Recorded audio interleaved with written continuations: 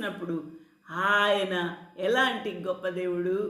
ఆకాశమందున్నవి కానీ భూమి అందున్నవి కానీ దృశ్యమైనవి కానీ అదృశ్యమైనవి కానీ అవి సింహాసనములైన ప్రభుత్వములైన ప్రధానులైన అధికారులైన సర్వమును ఆయన యందే సృజించబడను, ఆయన యందు సృజించబడను. అందువలనే ఆ యొక్క యోహాను వ్రాసిన ఈ యొక్క సువార్తలో మనము చూస్తున్నప్పుడు కలిగి ఉన్నదేది ఆయన లేకుండా కలగలేదు. 1వ అధ్యాయము 3వ వచనము. అందువలన అదృశ్యమైనవి కానీ దృశ్యమైనవి కానీ అవి సింహాసనములైన ప్రభుత్వములైన ప్రధానులైన అధికారములైన సర్వమును